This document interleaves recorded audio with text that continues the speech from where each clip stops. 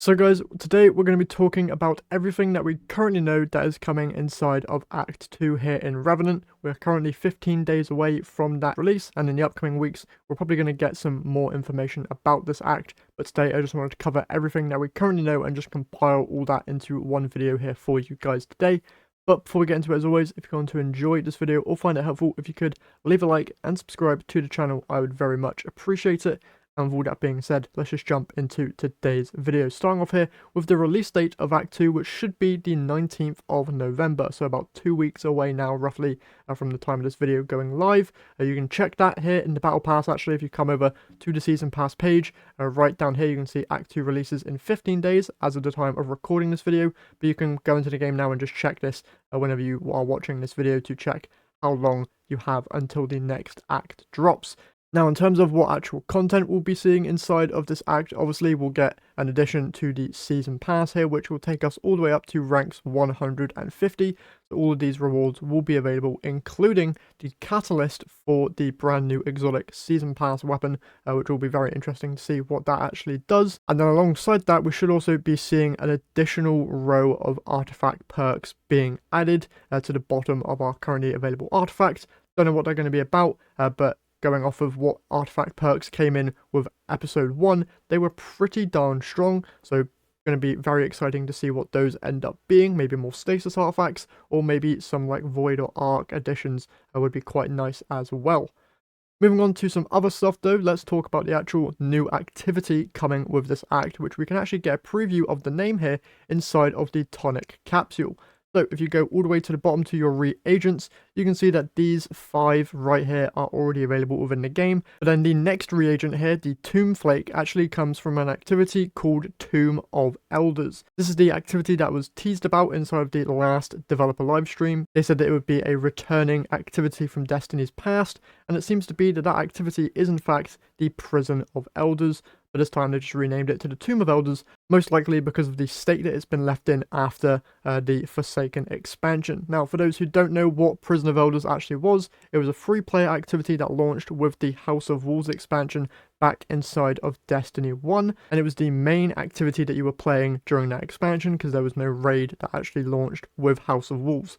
And it was basically, you had 4 different rooms, similar to the rooms that you can see inside of the Prison of Elders themed strike in the game, where you basically had 4 rooms, which would all have different enemy types within them, be it Hive, Fallen, Vex, and Cabal, and then there would be either bosses or different objectives within those rooms to go and complete within a certain time limit. And once you did that, you would then go into the bottom room within the Prison of Elders and open the chest and get a whole load of rewards. Now, is it going to be exactly the same as it was in Destiny 1? I hope not, because that's basically the framework for every other seasonal activity that we've had inside of Destiny 2, so hopefully they spice it up a little bit, add some unique encounters and mechanics into this place. With it being named Tomb of the Elders, it seems like it's going to be more run down than it was as a prison, because obviously the events of Forsaken and then the events of us going into the strike and actually just defeating the main servitor that was keeping an eye on the prison seems to not all be that well kept, so it'll be very interesting to see what's actually going on inside of that place, inside of this Tomb of the Elders activity, which we'll hopefully be seeing more inside of the dev livestream if they do in fact decide to go and do one of those. Next though, let's talk actual weapons that you'll be able to farm out with this brand new Tomb Flake material over on light.gg. We don't know which weapons are actually coming with Act 2 or Act 3, but we can take a quick look at all of the available weapons and then we'll just see which ones come out when the new act drops. Now, looking at the weapons, you have 5 that are actually like seasonal weapons, and then you have 1 weapon returning from Season of the Splicer. So first up you have Red Tape, which is a lightweight frame scout rifle of the stasis damage type. You also then have Scavenger's Fate, a void precision frame shotgun. Alongside that you have Noxious Venator, a precision frame arc SMG.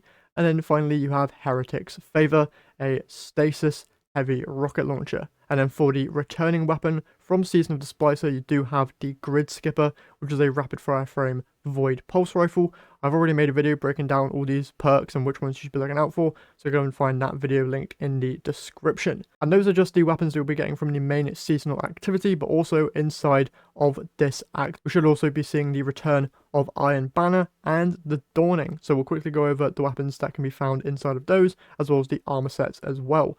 So first up, we have the return of Archon's Thunder inside of the Iron Banner here. This is a high impact frame stasis machine gun, which can get some pretty okay rolls.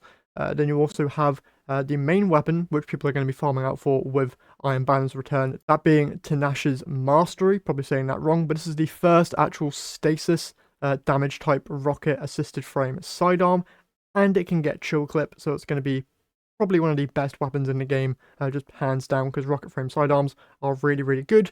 Even though they did receive a slight nerf, they're still really strong, and this one having chill clip is going to be so good, just in general use.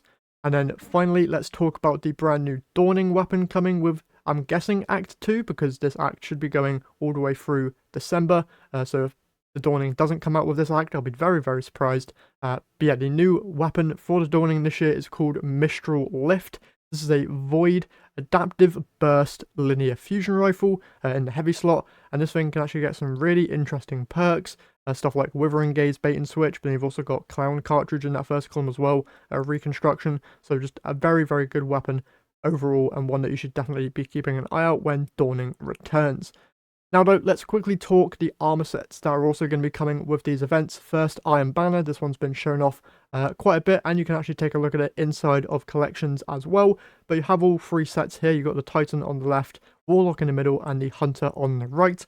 They look really cool, so you can jump into Iron Banner when that returns in the upcoming weeks, I believe, and grab this armor set. And then finally here, we're going to quickly take a look at the Dawning sets. Now these aren't like finished rendered images like the Iron Banner sets are, but we're able to get a quick glimpse here thanks to a post from the game post from Destiny Bulletin. So first up here, we have the Hunter Astral Stasis Drake set.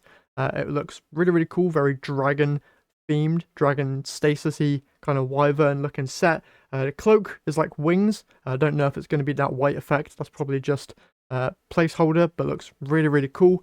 Then next up you have the Astral Drake Warlock set, which looks very unique with those giant wings on the back. Once again, don't think the white parts of the wings are going to be staying like that, because it's obviously not finished, but get you an idea of what the set looks like. And then finally we have the Titan set here called the Astral Stasis Drake Titan set.